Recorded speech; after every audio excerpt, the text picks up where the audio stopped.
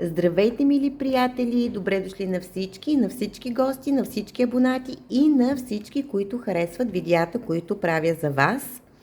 Благодаря на всички за хубавите коментари, лайкчета. Благодаря на всички, с които най-редовно си пишем и си споделяме и проверяваме енергията. Благодаря за обратната връзка.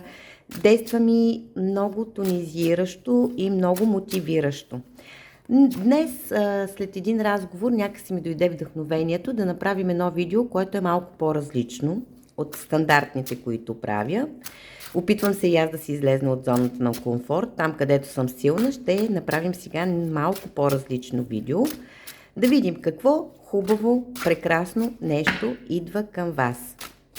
Ще направим ваша сигнификация и ще си зададем.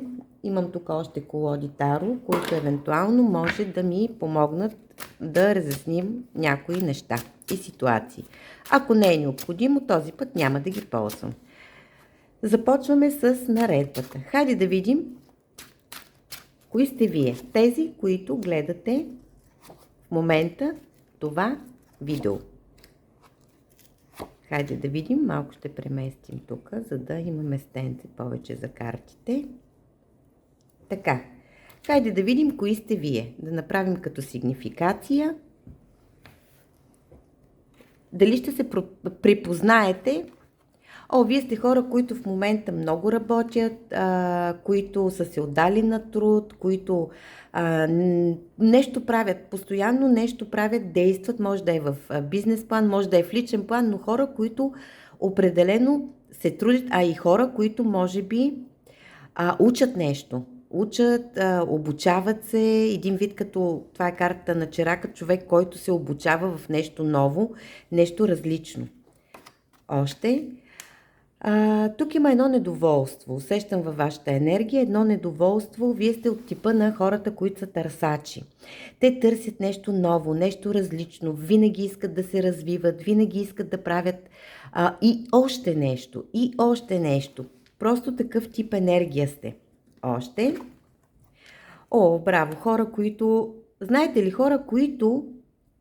Ако сте дами, може да имате много добри приятелки, което е много странно често за мъжете, но има такова стабилно женско приятелство. Или хора, които умеят и да се забавляват. По този начин някакси да разпускат, да балансират работа с разпускане и почивка. Още. Вие обичате да сте победители. Вие обичате да сте, между другото, хора, които обичат да помагат.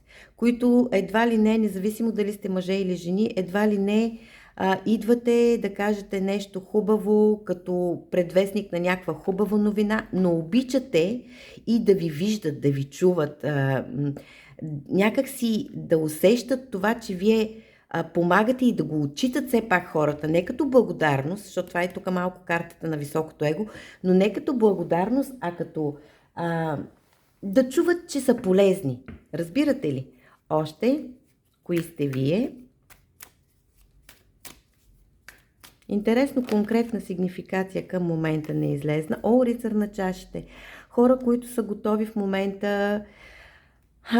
Много мога да говоря по тази карта, зависи от ситуацията. Хора, които очакват някой да се обърне към тях, да им поднесе своите чувства, своите емоции, чашката с любов да им поднесе. Като за ваша лична енергия, хора, които много обичат да дават любов, обичат да правят другите щастливи, обичат да бъдат обичани. Още. Кои сте вие? Тук вече имаме конкретна сигнификация. Това е картата на Зодия Лъв.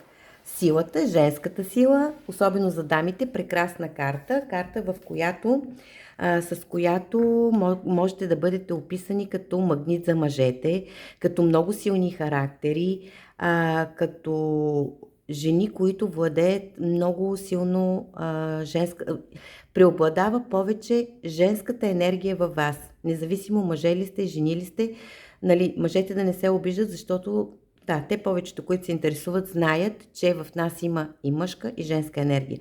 Силни личности и характери. Това означава, че може да сте огнена енергия, конкретно лъв. Още. Кои сте вие? О, това е картата на звездата. Картата на сбъдване на желание, на енергия, на поглед в бъдещето, водолейската енергия. Между другото, интересно, че Водолей и Лъв, те са антиподи в колелото в хороскопа, в кръга на хороскопа, така че може би трябва да развивате повече водолейската стихия или противоположно. Ако сте Водолей, трябва да обърнете внимание на лъвската си енергия, ако сте Лъв, обратно. Тоест имате да доработвате тези две стихии, в зависимост от това къде се намирате във вашата натална карта и каква зодия сте. Още колелото на съдбата. Ами, вие усещате, че има нужда от някаква промяна. Вие сте хора, които може да променяте нещата по колелото на съдбата. Вие сами, много силна личност, сбъдване на желания, може сами да променяте хода на събитията. Но трябва наистина да не забравяте да обичате себе си и да повярвате в себе си, да вярвате в себе си. Така, продължаваме. Мислите, които ви вълнуват в момента. Хайде да видим. Какво мислите вие в момента? Какво мислите вие в момента? Така. За споделена среща, за споделена любов, за някаква среща. За нещо, което е споделено, нещо, което е взаимно. За закона за равноценния обмен, даване и получаване. Във връзка с човек, за който мислите по този начин. С любов, с желание, с емоции, с чувства. Какво ви владее още в момента ми? Да, новото начало.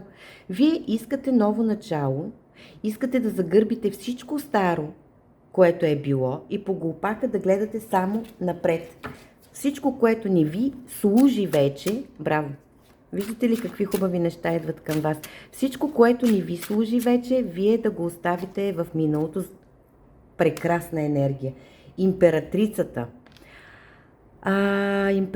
Императрицата е творчество, сбъдване, изобилие, благоденствие, раждане на дете или бременност. Императрицата е зодия Телец също, ако нещо ви говори. Някои са обзети от мисли, свързани с тяхната майка. Някои може да мислят за собствени деца. Майчинския инстинкт много е в момента на първо място във вас, но имате много творческа енергия.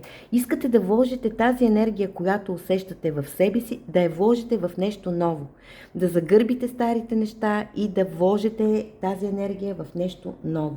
Още, я да видим с другите карти. Мислите, които ви вълнуват. Прекрасна енергия. Мислите, които ви вълнуват.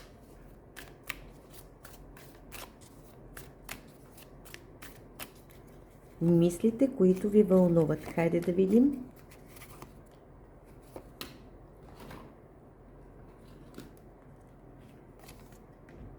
Ето пак двойка на чашите, повторение. Аз затова обичам с различни колоди. Сбъдване на емоционална, любовна среща. Това ви е фокуса в момента. Ето е пак тройка чаши. Хора, които умеят да се веселят, ценят хубавите моменти, веселите моменти, ценят радостта. Още. Да, мисъл за деца има тук. И магьосника. Мислите, които ви вълнуват. Може да мислите за човек, който е в енергията на магьосника. Много силна енергия. Това е зодия Близнаци. Между другото, одеве ви казах, че тук има въздушни енергии. Това може да е зодия Близнаци. Човек, който го виждате като на моменти много светла личност и силна, на моменти доста. Виждате ли го тук как забърква едни елексири, отгоре един черен гарван и някаква идея, която имате, но се притеснявате дали този човек би ви подкрепил и би бил съгласен с тази идея, която имате. Или дали някой ще дойде на някакво празненство, дали ще се осъществи тази среща. Мислите ви са определено в личен план повече. Така, още. да видим какви хубави новини и моменти ви очакват в бъдеще. Как фръкна, хайде да видим какви хубави моменти и новини ви очакват в бъдеще. Много хубава енергия, творческа енергия, усещам. Погледнете Слънцето, успех, сбъдване, случване. Не случайно ви казах за императрицата. Който има желание за сбъдване, за да има дете, няма проблеми в това отношение. Тук е и дете, случване, или ако се притеснявате за вашето дете или за бъдещето на вашето дете, няма проблеми, всичко ще бъде наред, така че ще получите хубава новина, свързана с ваше дете. Ще получите хубава новина с успех за ваше дете или ваш успех. Слънцето е много хубава енергия, но пак ви казвам, внимавайте с егото. Тук има някой с доста висока его, просто иска постоянно да му се казва, че това е свършил, че онова е свършил. Да, един вид, знаете ли, тук проблема е, че има хора, повечето хора от вас, които са на тази наредба, искат другите да ги валидират, а трябва вие самите да се обичате и да се уважавате за това, което сте и това, което правите. Хубавите новини, погледнете, хубавите новини за домяване, ето императрицата и кралица Пентакли, и двете са зодия Телец, за домяване, сбъдване на желания във връзка с семейство, да бъдете майка, да бъдете домакиня, хубави новини свързани с ресурси, финанси. Кралица Пентакли много умее да борави и да разпределя финанси. Хубавите новини още ще излезнете от ранения войн, енергията и от блокажа, който сте имали в минал момент. Вие вече го осъзнавате, извинявам се, и го усещате. Дали е било в любовен аспект, дали е било в работен аспект горе, няма значение. Вие преодолявате това нараняване и този блокаж, който до някъде на моменти сами си причинявате. Във връзка с ваше его. Това ще го преодолеете. Още какви хубави новини идват към вас. Известия, новини, случвания, сбъдвания. Хайде да видим. Прекрасна енергия усещам. Сега само да спомена, че от 24 нататъка до 18 някъде беше, мисля, май, влизаме в период на Венера. Прекрасен период за нови запознанства, за разплитане на стари възли емоционални в личен аспект. Така че периода е много хубав, възползвайте се от него, стига да можете. Какви хубави новини? Ето, ще излезнете от капана на собствените си мисли, в който сами сте се вкарали, сложили сте тук тая привръзка, сложили сте тук, завързали сте се. Това е капан, в който сами се вкарвате с вашия начин на мислене. Хубавата новина е, че ще излезнете от него. Още Слънцето за втори път. Няма да се повтарям. Поява на дете, забременяване, хубаво известие за дете, успех, светлина във вашия живот. Още обесения. Да, ще излезнете от период на, как да ви кажа, на нищо неправене, период, в който все едно сте били в задънена улица и не знаете на къде и как да тръгнете. Това ще ви се изясни и ще излезнете от това състояние на обесения, който ви казах някъде. Имаше тук като зона на комфорт, ако не се лъжа, но ще излезнете от тази ситуация. Още хубави новини. Да, ще преодолеете, наистина в живота на някой от вас е имало доста сериозно предателство, десятка на мечовете, не само ваш капан, но си е било и реално предателство. Ще го преодолеете, ще го загърбите и по глупака, както казах горе. Ще сте готови за нова среща с любов, с емоции, с чувства, дали с човека, който ви е предал или с нов човек, няма значение. Ще можете това да го направите, просто да надскочите себе си и да го преодолеете. Прекрасно! Да видим следващия въпрос. Каква ще бъде точно промяната за вас лично? Въпреки, че до сега виждам каква ще бъде, но каква ще бъде промяната за вас лично? След преодоляване на всички тези неща, които ни казаха картите. Ще събудите огнената енергия в себе си. Вие така или иначе си я имате горе по силата. но ще бъдете готови да действате с страст, с емоция, с желание. Ето я тази зона на комфорт, която споменах, не бях сигурна за нея, но тя си излезна, благодаря на картите. Така, въпросът беше промяната. Ето, стабилно ново начало. Шанс за стабилно ново начало. Или вие да дадете шанс на някой. Така че ще бъдете много по-отворени за нови неща, нови хора и за света. Какво означава тази промяна за вас? Някои, които имат нужда от търпение, ще са го отработили вече, ще го получат. Това е друг въпрос. Какво означава тази промяна за вас? Ще излезнете от това постоянно да седите и да чакате и да бъдете прекалено търпеливи. Това не е полезно за вас. Още, какво означава тази промяна за вас, която ще дойде? Да, погледнете, ще преодолеете при някой от вас разбито сърце. Дали е в личен план, дали е в работен план, в бизнес план, няма значение. Просто, но ще трябва малко време, ще трябва малко търпение да се доизликувате, но това вече е на път. Още, крал на мечовете, какво означава тази промяна? Много от вас, ако сте дами, ще събудят мъжката си енергия и ще могат да отсичат и да взимат мъдри решения, които са в тяхна полза, а не в тяхна вреда. Още, висшата жрица, ще се събуди много вашата интуиция, с това, че ще се раздвижите, че ще се раздействате, че ще излезнете от зоната си на комфорт, някои тайни ще ви бъдат разкрити и ще събудете много вашата интуиция. Още, знаете ли какво означава тази промяна? Много от вас са се опитвали да балансират, но това не е било полезно за вас и ще се научите да изисквате по-ясни и по-конкретни отговори и решения от хората срещу вас в личен и в бизнес аспект. Я да видим какво сте отработили до момента. Какво сте отработили до момента? Хайде да видим. Много хубава енергия усещам. Какво сте отработили до момента? Погледнете.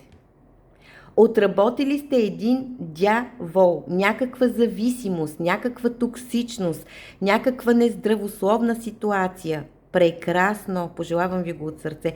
Добре, че ми излезна този дявол точно на този въпрос. Да, с някой, който сте мислили, че е сродна душа, който всъщност наистина може да ви е бил сродна душа, но се е стигнало до токсичност. Отработили сте някаква зависимост. Още какво сте отработили? Отработили сте това, че това е напускане на ситуация. Ето, да. Отработили сте, че вие сте напуснали някаква ситуация с токсичност и сега, както пак ви казвах по-горе, вие ще развиете своята интуиция. Тук по-скоро го виждам като разкриване на някаква тайна. Нещо сте разбрали, нещо сте осъзнали и тепърва вие включвате все по-силно вашата интуиция, висшата жрица. Това сте го отработили. Още какво сте отработили? Но имате още, защото тя ни излезна и горе, че ти първа започва. Вие сте го отработили, но още имате работа върху това нещо.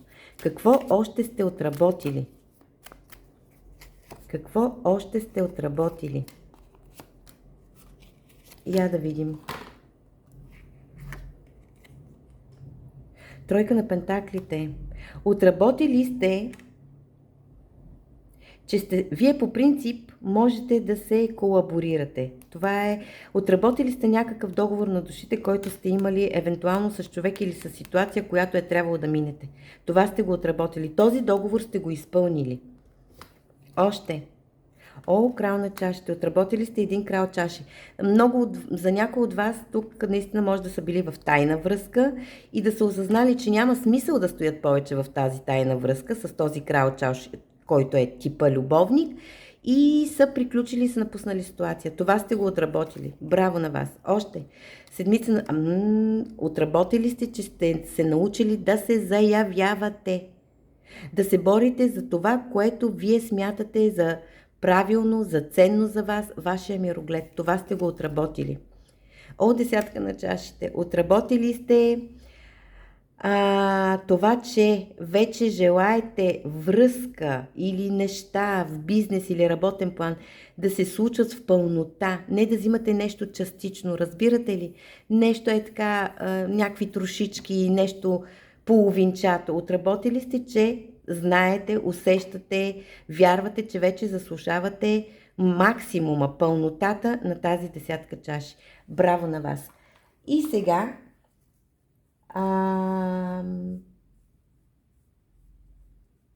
каква нова визия ви очаква за в бъдеще? След тази промяна. Каква нова визия ви очаква? Я да видим сега за вас самите. Движение, развитие. Вижте какви големи аркани. Колесницата, колелото на съдбата. Ето тук горе, което ви казах.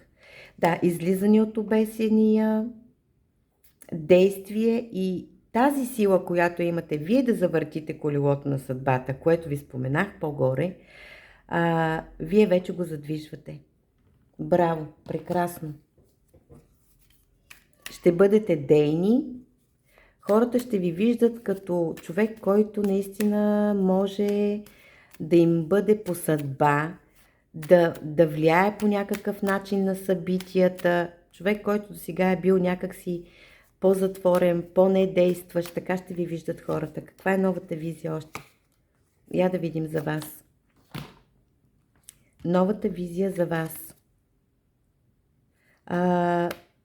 Хаотичността, която е била в мислите ви, ще бъде вече насочена.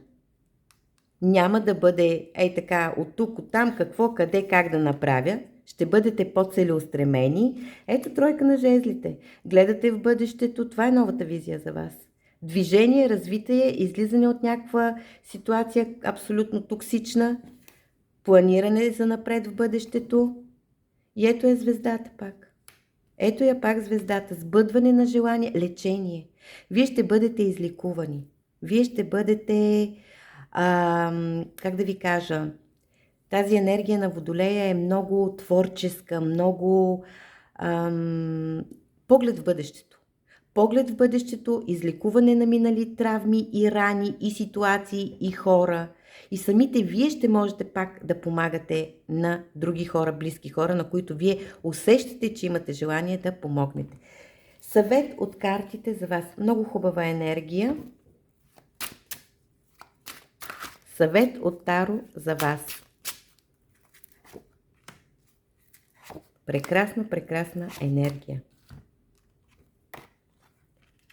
Така, тук ще бъдете подложени на някакъв избор. Така, момент да решавате. Така, ако някой пак се опита да ви вкара хаос в мислите и в страстите, съвета на Таро е преди да вземете избор, защото вие ще го вземете по сърце, това е избор по сърце, първо да проведете комуникация, която е абсолютно задължителна и необходима. Преди да взимате решение и избор.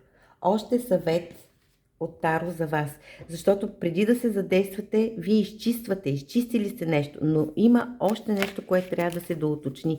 Два пъти висшата жрица, освен интуиция, означава, че нещо има, което е скрито от вас и то трябва да се изясни.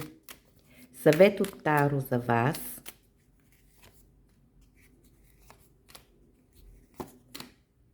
Още.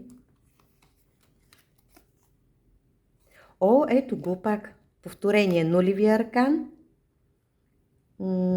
Така, момент. Рицар на пентаклите. И крал на жезлите. Прекрасна. Тази огнена енергия, която по принцип ви е дадена, като зодия, като асцендент, там вече вие си знаете, тя ще бъде събудена, защото е била заспала и е била ограничена от някаква токсичност, от някакъв бърнаут. Вие ще тръгнете, съвет от Таро, вие ще тръгнете по глупака, на чисто, наново, но все пак първо трябва да проведете някакви разговори и тогава да взимате решение. Това означава рицар Пентакли. Да не бързате. Може от помощ да ви бъде крал жезли, а просто може вие да си върнете тази силна огнена енергия, която ви е заложена, която ви е дадена свише. Прекрасно, прекрасно като пожелания и съвети от Таро. Пожелавам на всички да излезнат от някаква апатия, от някакъв бърнаут. Отработили сте какво сте отработили. Продължавате напред. То ви се дава. То ви се дава. И вие сте, между другото, малко тип късметли. 2 пъти колелото на съдбата. Просто не бива вие сами да си слагате прът в колелата. Това ви казва също Таро. Вече сте, ако не сте излезнали тотално, сте на изход да излезнете от някаква токсичност, бърнаут и така нататък.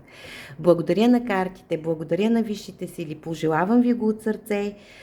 Можете да ми пишете на Viber, на WhatsApp, на Telegram за таро наредби, за нумерология, за синастрия, за всичко каквото пожелаете. Аз съм на среща. Пишете ми, не ми звънете. Ако имам възможност, ще бъде за онлайн среща, но това много рядко ми се случва, защото постоянно съм в движение, така че може да пишете за наредби, за онлайн вече допълнително ще трябва да се уточняваме. Всичко добро ви пожелавам. Благодаря на картите. До скоро. Love Smile.